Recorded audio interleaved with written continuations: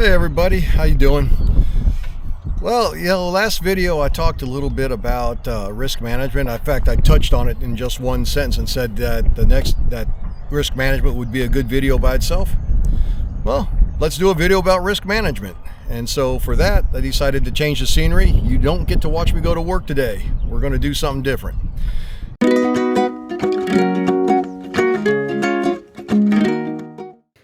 All right.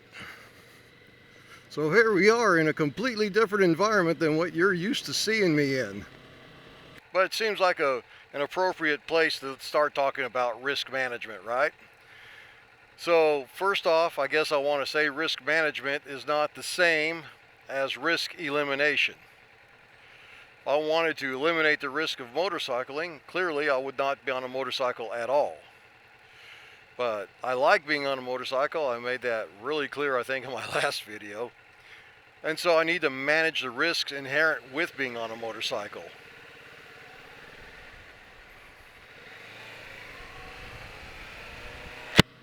And there are several ways of going about doing that, and each are layered steps, right? So like no one step in and of itself and by itself is going to sufficiently manage the risk of motorcycling. But when you add all those layers together, well, it becomes a different story then. While you never eliminate the risks, you can manage them sufficiently enough to where you feel comfortable and confident, and that's what you really want. And I'm not going to try to list like a top-down idea of what risk management layer is more important than another. I think that's a very individualized idea. But here's what I will say is that at some point one should, in my opinion, implement them all, not just one and call it good. And man, my glasses are fogging up. My lens is clear, but my glasses that I have to wear, because they say so, fog up underneath this helmet. So forgive me if you hear my visor open and close, or if there's a little more wind noise than normal, because I got to keep my visor cracked. As a rider for myself, it doesn't bother me, but as you listening to this, that might be a different story. So I think one of the biggest factors for me personally as a rider and wanting to mitigate situations that I might confront is I need to be a defensive rider. I can't be offensive and aggressive on my motorcycle and pretend that I'm going to be okay. And with that attitude comes, willing to ride within my skill set. I'm not a racer, I'm not a hooligan, and I'm not a stunter, right? So my skill set is very basic compared to these guys. And while I don't like that these guys do this stuff on public streets a lot of the time, I admire their skill set because they really understand momentum, brake, clutch, friction zone, all that stuff. Balance, oh my gosh. But that's not me, and that's not appropriate for an environment such as this. So attitude is really everything. Attitude will set you up for success or failure in every instance for everything.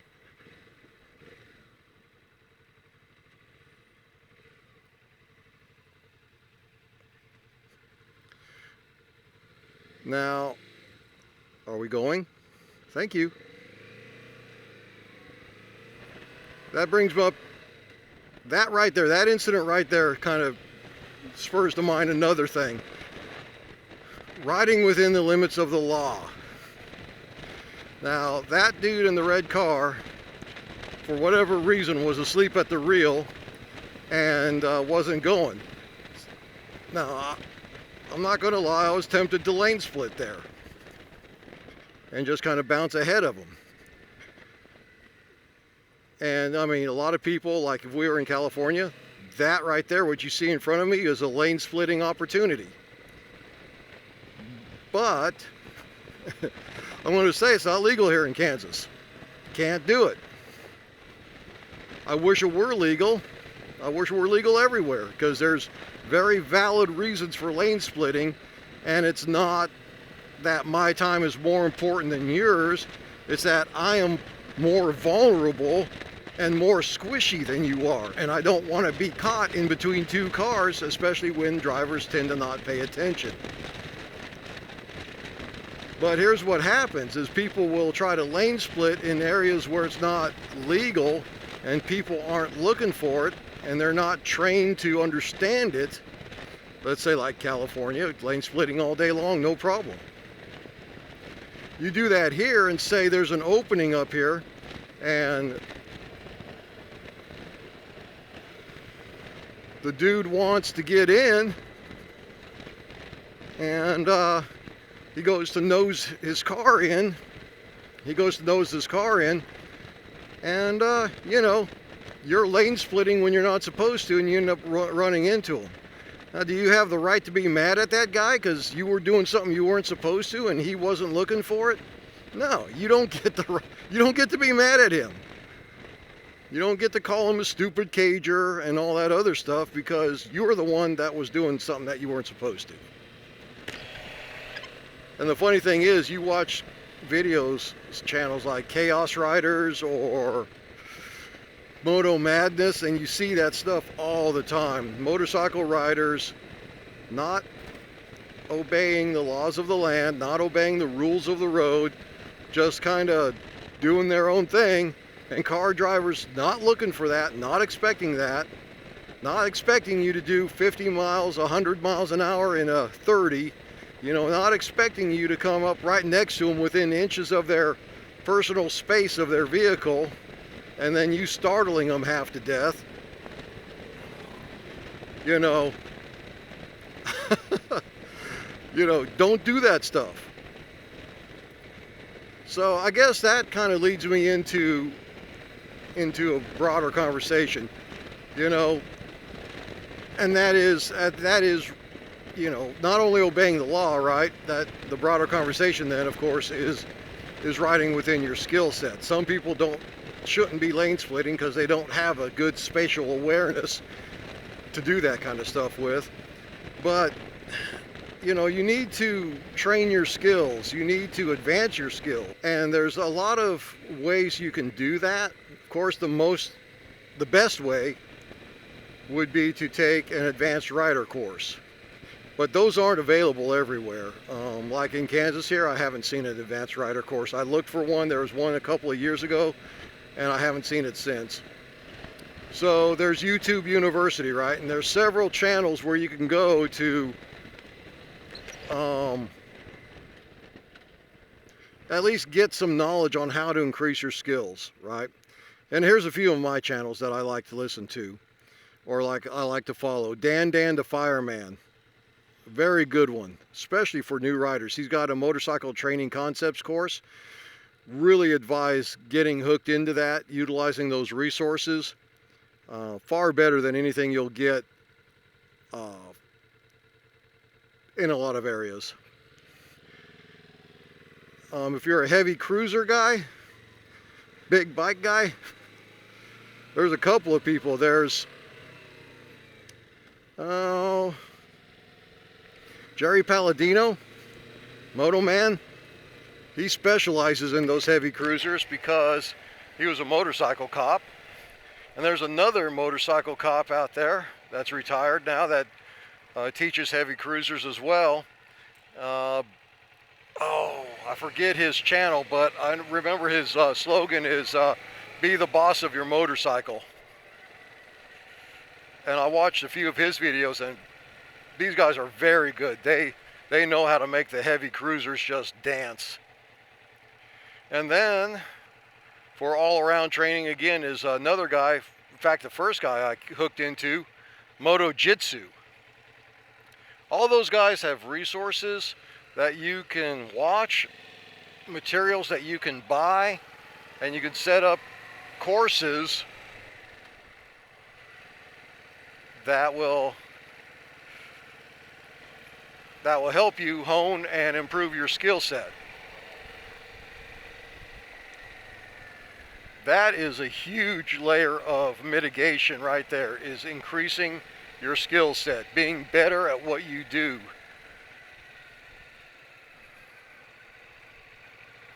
And on that, I think I want to open that up a little bit more.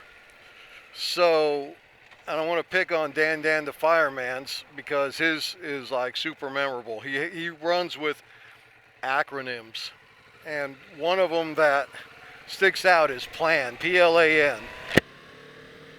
Plan your ride. So like the P of that plan is position yourself for safety. That's a big one. Don't put yourself in dangerous situations. That would look like don't lane split where you're not supposed to, because you put yourself in a position of hazard there, because if it's not legal where you're at, people aren't expecting it. They don't even understand why you're doing it. And you could incite road rage. You could incite a shocked response where they react badly behind the wheel and they try to cut you off. They try to run you into another vehicle. Dude.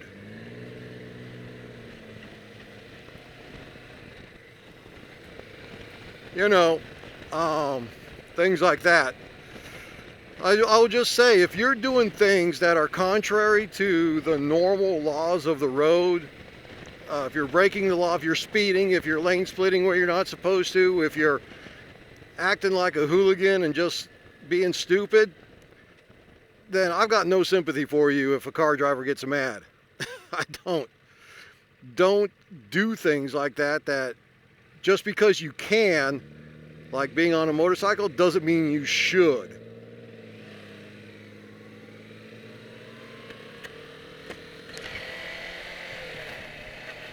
Holy smokes, I might have, speaking of not doing things I shouldn't, I should probably feel like I need to pull over, take my glasses off, and just run without my glasses. This thing is fogging up way too much. So then the L of that's plan, position yourself for safety. L of that acronym is locate hazards. And once you start learning how to locate hazards, you tend to find them more often than not. Like that guy there just stopping right in the middle of that turn. You know, if you're not paying attention, if you're not locating that hazard, you could very easily run right into the back of him.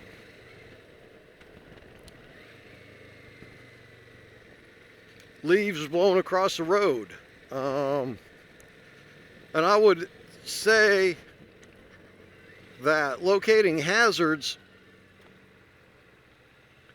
play into maintaining your motorcycle. You know, your tire pressure, your chain tension, any loose nuts or bolts. You know, when you riding a motorcycle, especially if you have a shaky Harley, you want to do your due diligence and check your nuts and bolts and everything else to make sure that you're not riding a hazardous ride. That's another way of locating a hazard. But in terms of driving, what you're looking for is you're looking for careless drivers, you're looking for things in the road like tree branches, or someone that's, you know, say springtime or summertime or whatever, and they're mowing their yard and they're blowing grass clippings and leaves all over the road. You want to locate those hazards. And then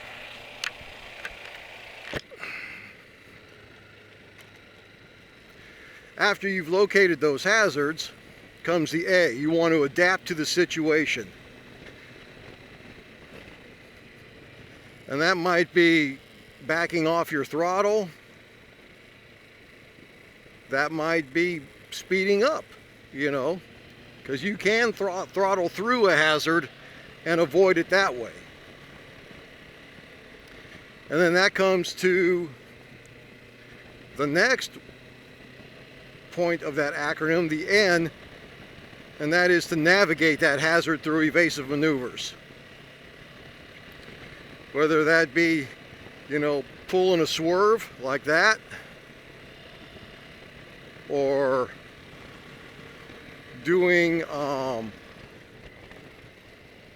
hard brake, or a combination of things.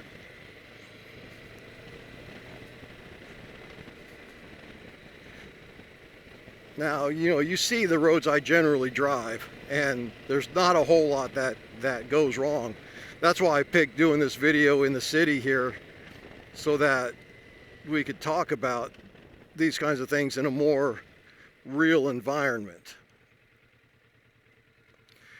And now the next layer another layer of mitigation is the gear that you wear. And this gets real personal, real touchy for a lot of people. And I understand it, I do. But I'm uncompromising about my gear.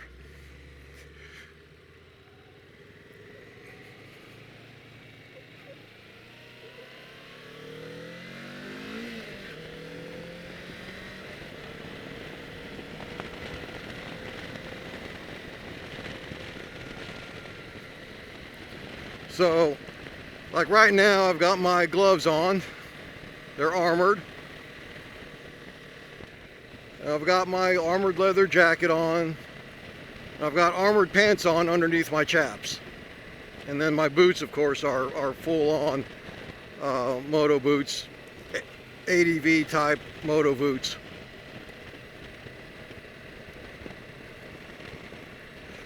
And while the combination of clothing that I wear changes, and the weight of clothing that I wear changes from, season to season, of course my full face helmet, none of that changes in terms of what I wear, regardless of what time of year it is or what I'm doing. That's what I wear.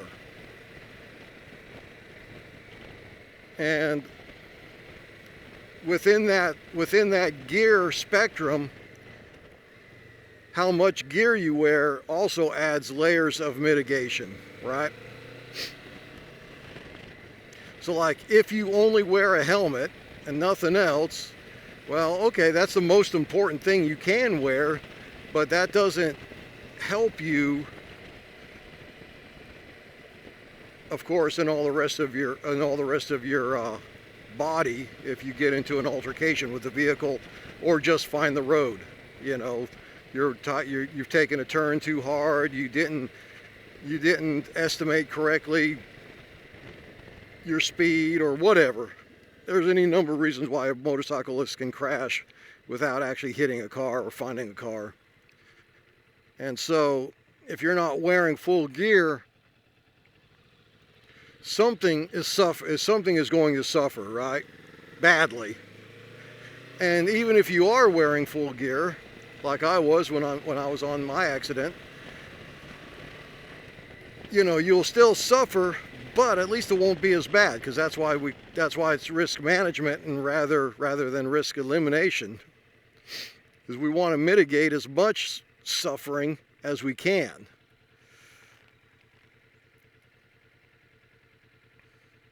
Which is why I put quite a bit of money into my actual gear. Short of being ludicrous, I'm not going to buy a race suit and run around on a race suit. That's just not practical, for one thing. Although race suits technically would be considered the safest thing you can do, right? I mean, they are the full body leather, armored in all the right places, back support, all of that good stuff. I just wanted to say real quick, here's an idea of positioning yourself for safety. You see how I'm not directly behind the vehicle in front of me?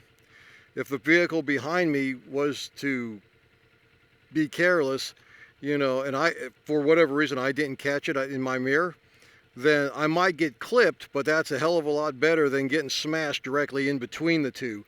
So I find myself a little seam where I can be, you know, where I can have a chance to escape. Always want to leave yourself an escape path if possible. I get it, sometimes it's not possible in the worst of scenarios, but that's that positioning yourself for safety. You always want to look to see if you can leave yourself an escape path.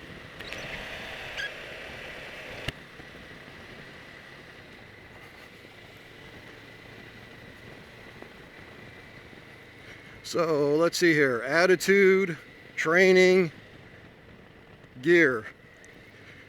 Yeah, to me those are the biggest ways you can mitigate any kind of hazard for yourself. And all of those categories are, you know, just more and more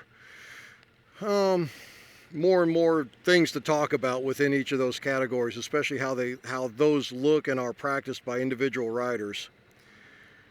But I just wanted to give you a look as to how those kinds of things look to me. I always come in with an attitude of being defensive and not being aggressive on my motorcycle. Always come into it with the idea of planning my ride, so to speak, to make sure that I can be as safe as I can be while on the road. And if all of that fails, if the training fails, if the attitude fails, and I still find myself in a situation that is unfavorable to my person, then I have my gear. And you know, the gears, at that point, it's all on the gear to mitigate as much damage as possible that's coming towards me. And hopefully, even if the first two things have failed, hopefully they didn't fail bad enough to where my gear is pointless.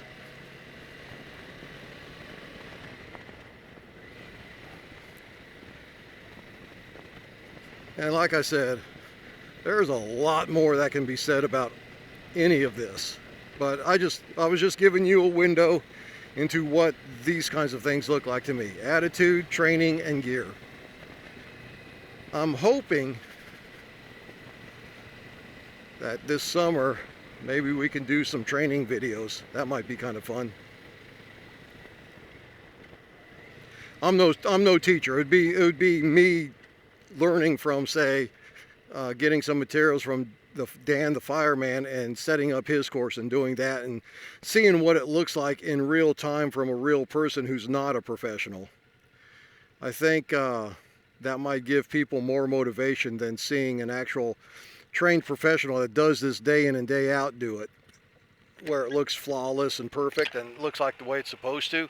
And while I appreciate that, yeah, it might be motivating to see someone who's not flawless and not perfect struggle through these exercises and maybe dropping their bike a time or two and picking it back up and going after it again. Left-hand turners. I read a statistic that left-hand turners are the #1 hazard to a motorcycle. Of all the accidents that a motorcyclist gets into, and of all the injuries that are caused by motorcycle accidents, the #1 cause is people turning to their left. For whatever reason, and I've experienced that myself in this particular town, that left-hand turning people are definitely a hazard. But I want to end with this. One of the benefits of motorcycling for me personally, I feel like it's made me a better car driver. I am looking for the weird, unexpected things. I am looking for hazards. I am planning my ride, so to speak, even in my car. I am figuring all these things in. I always wear my seatbelt, you know, stuff like that. But observationally, and for what I'm actually looking for while I'm behind my wheel, I think motorcycling has made me a better driver in that regard.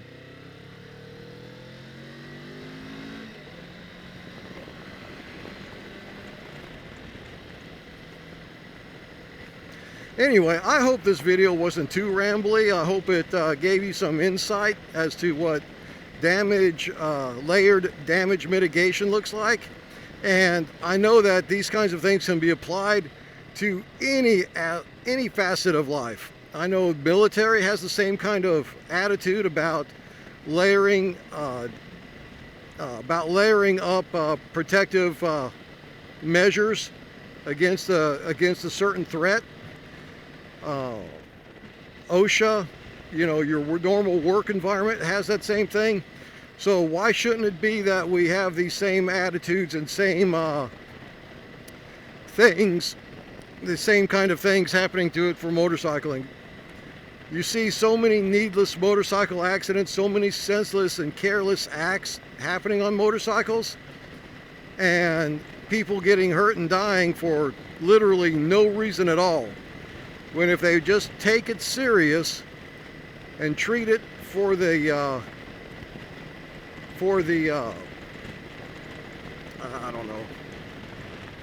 activity that it is, you know, they would live to ride another day, right?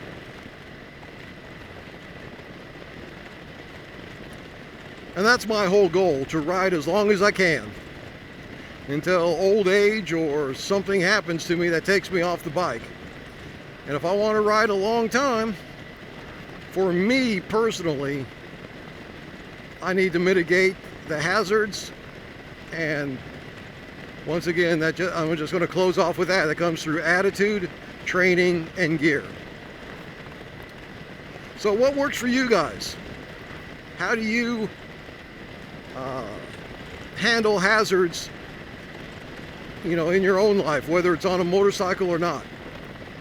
Is it something similar, or do you do something different, or do you not worry about the hazards and just roll on? I mean, like literally, for me personally, I do agree with ride your own ride.